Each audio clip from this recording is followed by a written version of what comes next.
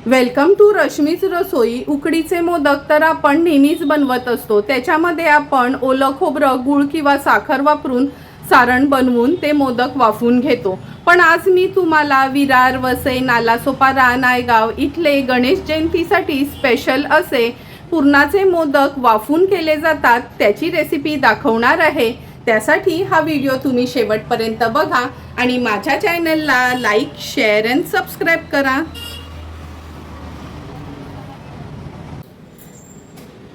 उकडीचे पुरणाचे मोदक बनवण्यासाठी आपण 1 वाटी चणा डाळ घेतली आहे आणि वजनी मोजलं तर पाव किलो ही चणा डाळ आहे, त्यामुळे पाव किलोच गूळ वापरायचा आहे। मोदकाची पारी बनवण्यासाठी आपण हे तांदळाचं पीठ वापरणार आहोत। अर्धा चमचा वेलची जायफळ पूड, चिमूटभर हळद आणि अगदी पाव चमचा मीठ वापरणार आहोत। तर चला मग लगेचच रेसिपी बनवायला सुरुवात करूया। सर्वात आधी ही पाव किलो चणा डाळ आहे ना, स्वच्छ धुवून मी एक अर्ध्या तासासाठी तरी गरम पाण्यामध्ये भिजत ठेवते। ही बघा, आपण डाळ स्वच्छ धुवून अर्ध्या तासासाठी चांगलं उकळतं पाण्यात भिजत ठेवली आहे। अशी भिजवून घेतली ना का हे बघा, अशी छान डाळ भिजली का ती झटपट शिजली जाते। आता ह्याच्यामध्ये चिमूटभर हळद घालूया, म्हणजे सुंदर रंग येतो आपल्या पुरणाला। अगदी किंचितच मी थोडंसं मीठ घालते, चिमूटभर मीठ पकडलं तरी चालेल। व्यवस्थित मिक्स करून घ्यायची आहे। चमचाभर तेल घालते ह्याच्यावर। आता ही चण्याची डाळ आहे ना, आपण कुकरला शिजवून घेणार आहोत, त्यामुळे मी हा कुकरचा डब्बा कुकरमध्ये ठेवते आणि जवळपास 4 शिट्ट्या तरी ह्याला काढून घेते। कुकरची शिट्टी गार झाली आहे, आपण झाकण उघडून बघूया।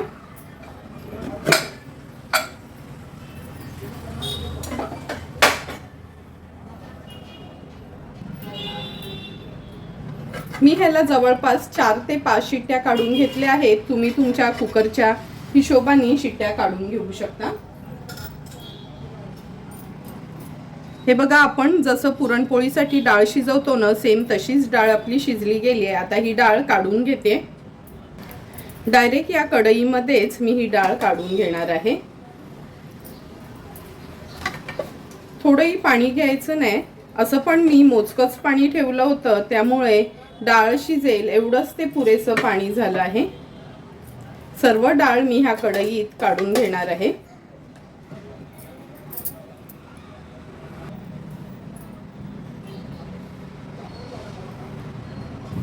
आता ही शिजवून घेतलेली डाळ आहे ना, आपण गॅसवर ठेवणार आहोत। आता ह्या डाळीमध्ये आपण गूळ ऍड करूया। साधाच गूळ घ्यायचा आहे आणि प्रयत्न करायचा असं हे पिवळसर गूळ घेतलं ना का आपल्या मग पुरणाचा रंग पण सुरेख येतो।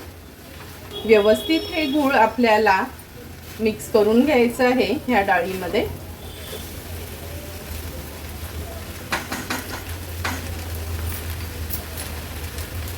अगदी चमचाभरच मी तूप ऍड करते ह्याच्यावर। आता गॅसची फ्लेम लो टू मीडियम वर ठेवून हे गूळ छान एकजीव करून घेऊया ह्या चण्याच्या डाळीमध्ये।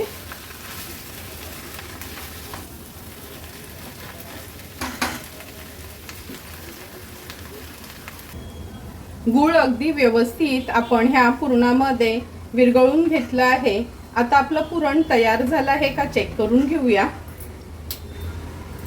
हे बघा, हा एक चमचा घेते, हा असा उभा ठेवायचा आहे। जर चमचा हा पडला नाही तर समजायचं आपलं हे मोदकासाठी पुरण तयार झालं आहे। म्हणजे सेम आपण जसं पुरणपोळीसाठी पुरण तयार करतो त्याच पद्धतीने हे पुरण तयार करायचं आहे। आता ह्याच्यामध्ये वेलची जायफळ पूड ऍड करते। तुम्हाला आवडत असेल तर तुम्ही ड्रायफ्रुट्स देखील घालू शकता, पण मी ह्या पुरणाच्या मोदकामध्ये नॉर्मली ड्रायफ्रुट्स ऍड करत नाही, फक्त पुरणाचेच मोदक करते। व्यवस्थित मिक्स करून घेऊया।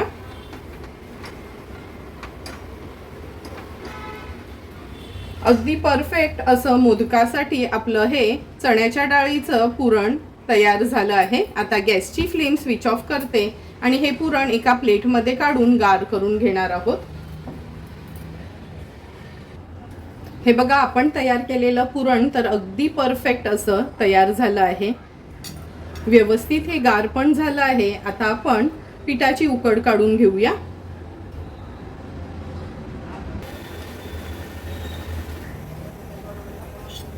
मोदकाची पारी बनवण्यासाठी आपण हे बघा 1 वाटी भरून म्हणजे मोठा बाउल भरून पीठ घेतलं आहे तांदळाचं.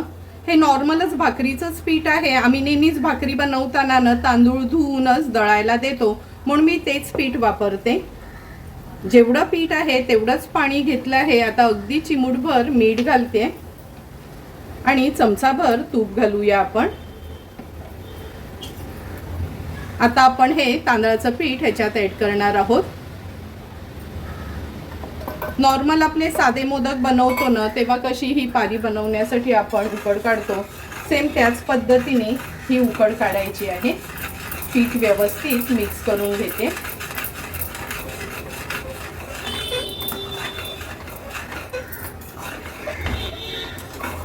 व्यवस्थित ह्या पिठाची आपण उकड काढून घेतली आहे. आता गॅसची फ्लेम स्विच ऑफ करते आणि हे पीठ एका ताटात काढून थोडं गार करून घेते. पीठ आपलं थोडं गार झालं आहे. आता हा पाण्याचा हात घेऊन पीठ व्यवस्थित आपल्याला मळून घ्यायचं आहे. लक्षात ठेवा, एकदम पीठ गार होऊ द्यायचं नाही. आपण हात लावू शकतो ना, असंच गार करायचं आहे.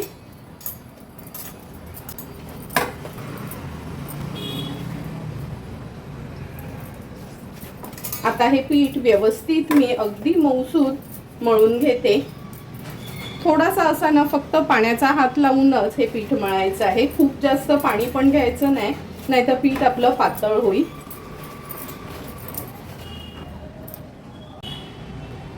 हे बघा, पीठ आपण अगदी मऊसूत असं मळून घेतलं आहे. आता ह्याच्यातला एक पिठाचा गोळा काढून घेते. लहान मोठे तुम्हाला कसे मोदक आवडतात त्या साईजचा हा पिठाचा गोळा काढून आपण मोदक वळायचे आहे.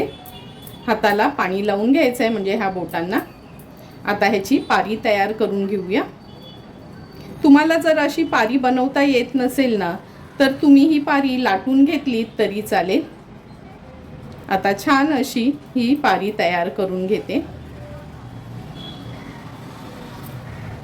मध्ये मध्ये थोडंसं बोटांना पाणी लावून घेते.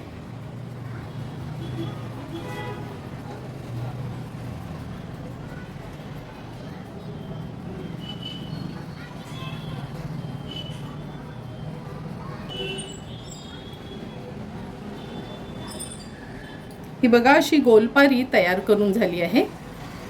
आता आपण ह्याच्यामध्ये हे पुरणाचं सारण भरून घेऊया.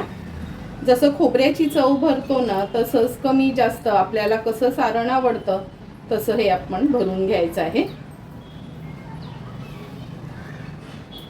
आता ह्याच्या छान पाकळ्या पाडून घेणार आहोत. मी अगदी सिंपल साधेच मोदक दाखवणार आहे, म्हणजे कोणी नवीन शिकणाऱ्या मुली असल्यानं तरी त्यांना इझिली हे मोदक वळता येतील.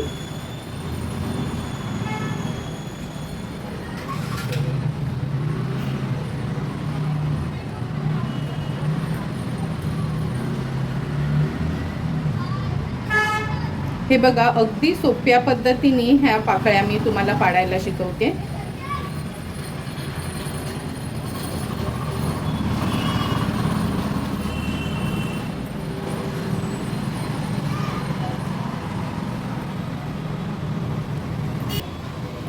हे बघा, सारण पण भरून घेतलं आहे. आता ना मोदक आपण असा छान एकत्र असा करून घ्यायचा आहे. असा गोल फिरवायचा म्हणजे सर्व पाकळ्या ना आपल्या जवळ येतात.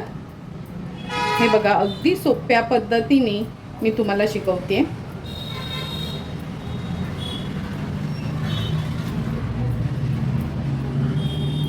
असा गोल फिरवत गेला का सर्व पाकळ्या छान अशा जवळ येतात. आता हे टोक आहे ना असं हाताने आपल्याला जवळ करून घ्यायचंय. तुम्ही बघू शकता, अगदी सिंपल सोप्या पद्धतीने आपला हा मोदक तयार झाला आहे. हा मोदक आता ह्या प्लेटमध्ये ठेवते आणि अशाच पद्धतीने उरलेले सर्व मोदक तयार करून घेते. प्रत्येक मोदक बनवताना ना ही पीठ आहे ना व्यवस्थित पाण्याचा हात लावून मळून घ्यायचं आहे.